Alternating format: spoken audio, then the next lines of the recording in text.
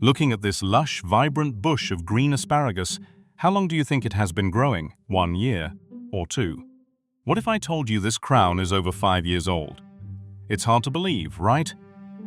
But there truly are plants that you only need to plant once, and can then leisurely harvest fresh food from for 20 years, 50 years, or even for generations to come. These foods build their own ecosystem, much like a miniature forest, protecting and sustaining one another. And besides asparagus, in this video, I will provide you with 9 more types of plants to help you create a never-plant-again garden right in your own backyard. Every week, I share grounded insights on organic gardening and intentional living. Hit subscribe to ensure you're getting authentic, earth-first advice you can actually trust straight to your feed.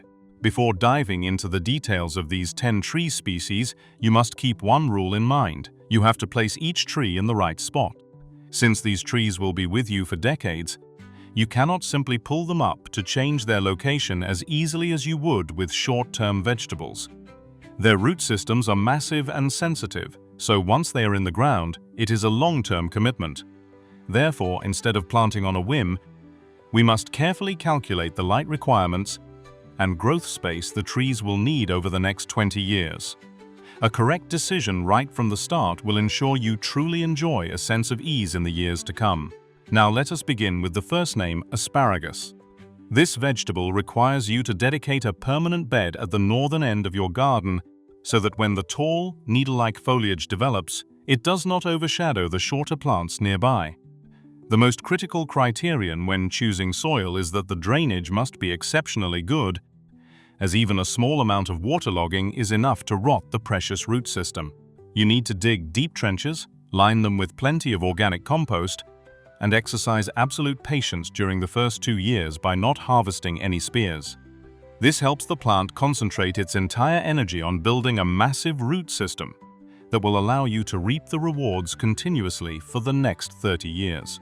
By the 3rd year, when harvesting, use your hand to pull gently or use a sharp knife to cut horizontally close to the ground. When the spears are about 15 to 20 centimeters tall and the buds at the tip are still tightly closed. Do not let the asparagus grow too tall because they will quickly become woody and very tough. Second is rhubarb, a hardy plant that should be grown in quiet, undisturbed corners because its foliage is very expansive and the stalks require stillness to accumulate nutrients. Note that you must only eat the stalks and completely discard the leaves as they contain harmful toxins. Since rhubarb is a heavy feeder, you should prepare the planting hole with plenty of well-rotted manure and ensure the surrounding space is clear so the plant can maintain stable productivity for up to 40 years. And pull upward with a sharp tug and a gentle twisting motion to separate the stalk from the crown. When harvesting, you should not use a knife to cut them. Instead, firmly grasp the base of the stalk, tilt it slightly. This method helps protect the plant's crown from infection or rot caused by open cut wounds. Third, fruit trees. Like apples or pears are the eternal landmarks and the heart of a perennial garden. You must place them where they receive the most sunlight during the day and carefully calculate the spacing so that the mature canopy does not interfere with power lines and the roots do not crack the house foundation. One technical criterion to remember is to select disease-resistant varieties suited to the local climate from the very beginning to avoid long-term pest accumulation on the woody trunks.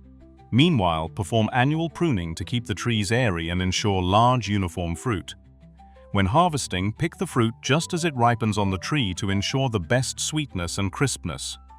At the same time, you need to know how to harvest at the right moment to protect the branches. For apples or pears, hold the entire fruit in the palm of your hand, lift it slightly upward, and gently twist in the opposite direction. The ripe fruit will naturally detach from the branch along with its stem. Avoid pulling or jerking forcefully, as this can break the fruiting spurs where fruit will grow in subsequent seasons. Fourth are berry bushes, such as blueberries or raspberries, which are ideally planted along fences or used to create dividers between functional areas in the garden. For blueberries, a critical note is that you must check the soil pH because they only survive in acidic environments. Otherwise, the leaves will turn yellow and the plant will die very quickly. You should mix pine sawdust or sulfur into the planting hole and mulch the base with straw to retain moisture, which helps the plant bear fruit consistently every year. When the berries ripen, you simply harvest them in batches since they do not ripen all at once but rather over several weeks. For blueberries, gently use your fingertips to push the fruit. If they fall easily into your palm and have a uniform deep blue color, that is when the sweetness has peaked. For raspberries, choose those that have turned a vibrant color. When ripe, a mere touch will cause the fruit to detach from the core, leaving a hollow space inside the berry. Fifth is the artichoke. This plant possesses a tall and elegant appearance, making it highly suitable for central locations as a landscape focal point. The primary criteria for artichokes to thrive are abundant sunlight and nutrient-rich, well-draining soil. An important note for those in cold regions is that during winter you must apply a thick layer of straw or dry leaves around the base to protect the heart of the plant from freezing, otherwise it will fail to sprout again the following spring. The main harvest consists of the unopened flower buds, which should be cut while the bracts are still tightly closed to ensure the best quality. Use sharp pruning shears to harvest the bud along with about 5 centimeters of the stem below it. If you notice the scales beginning to open or purple flowers starting to appear inside, the artichoke has become too old and the flesh will bitter and fibrous, no longer enjoyable to eat. Sixth is horseradish, the most cautionary plant of all because you absolutely must not plant it directly into your garden soil, unless you want it to invade the entire area. The most proper method is to grow horseradish in large containers or areas enclosed by concrete walls to lock down the root system. Keep in mind that even a tiny fragment of root left behind can grow into a new plant, so you need to be extremely careful during harvest to avoid spreading this monster plant everywhere. When you need to use it, use a shovel to dig deep around the base to retrieve the main root, then cut off the large sections for use. A small tip: always leave a few small lateral root segments in the ground. They will automatically regenerate and provide you with new harvests the following year. Seventh is the walking onion. An interesting plant that should be positioned at the garden edges or under the canopy of large trees to make the most of your space. Its characteristic feature is self-propagation by dropping its tops to the ground to grow offspring, so you should provide them with an open space where the onions can move freely and green the soil surface. You can harvest this type of onion in 3 different ways depending on your needs. If you want to eat them like green onions, cut the green leaves at the base. If you want to eat the bulbs, dig up the mature bulbs from the ground in the autumn. As for the clusters of small bulbs on the top of the plant, harvest them when they have turned purple or brown and the outer skin begins to dry to use for pickling or to plant in a new location. Eighth is sorrel. This lemon-flavored green is an excellent solution for lightly shaded corners of the garden where most other vegetables refuse to grow. The criteria for growing sorrel is that the soil must retain moisture but must not become waterlogged. A practical note is that the leaves will become bitter and tough as soon as the plant begins to flower, so you need to plant them along a convenient path to regularly pick young leaves and pinch off flower buds as soon as they appear. The best harvesting method is to use your hands to pluck, or scissors to cut the young leaves from the outermost ring, leaving the inner core to continue growing. You should select leaves between 10 to 15 centimeters long, as this is when the signature bold lemon flavor is at its peak and the leaves are still tender and least fibrous. Ninth is Jerusalem artichoke, a plant that typically grows very tall, so the most logical placement is at the very back of the garden or as a natural windbreak. Because these tubers have an extremely vigorous ability to multiply underground and are very difficult to clear out completely, you must designate this as a permanent planting location from the very beginning.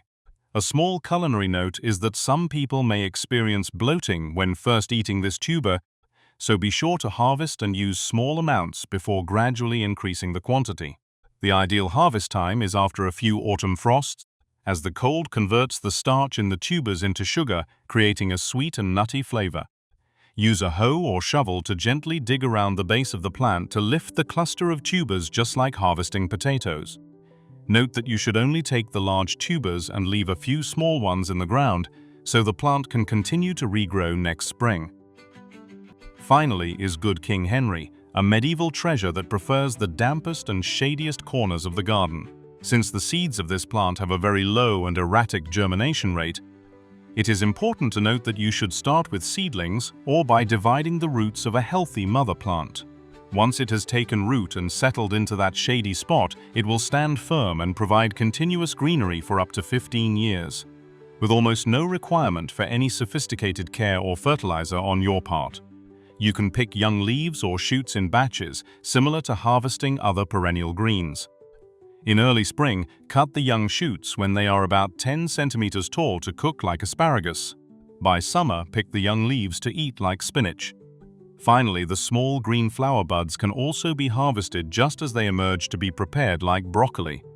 What if you live in climates so extreme that the 10 plants mentioned above cannot adapt? Do not worry, as nature always offers wonderful backup options so you can still possess a sustainable food garden. In regions with distinct hot summers and cold winters, if asparagus or rhubarb struggle to grow due to unsuitable conditions, replace them with sorrel or lovage. These are perennial herbaceous plants that can live for decades and provide nutrient-rich leaves across many seasons without needing to be replanted. For places with overly arid soil and scorching sun instead of succulent shrubs that require a lot of water, you can choose fruiting cacti like the prickly pear or drought-tolerant herbs such as rosemary, which serve as both protective hedges and food sources in extremely harsh conditions. If your land is too salty or near the sea, causing ordinary vegetables to wither, try growing sea kale or sea purslane, which have inherently adapted to survive permanently in this rigorous environment. Even in cold, high mountain regions where common fruit trees struggle to survive, nut trees like sweet chestnut or walnut are invaluable perennial food sources that can withstand wind and snow for centuries. The key here is not to force the crops to adapt to the environment, but to choose the right native perennial species to collaborate with the climate where you live. What kind of climate do you live in? Leave a comment to let me know if you are having trouble choosing plants. I will solve it with you. So, how should you arrange these 10 types of plants to suit your existing garden space? Instead of planting them in individual separate beds, you should place large woody fruit trees at the highest level to serve as the framework and take advantage of the light at the very top. Directly beneath their canopy, you should arrange berry bushes, such as blueberries or raspberries, to utilize the light shade, creating a lush green middle layer. Finally, vegetables like asparagus, sorrel, or walking onions will be planted close to the ground to fill in all the remaining gaps.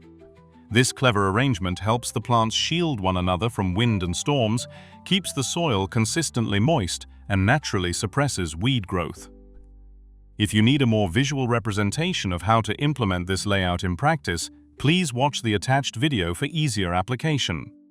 However, you must pay special attention to competition between species by not planting them too densely. If the plants are too close together, they will compete for light and nutrients, causing the productivity of the entire garden to decline.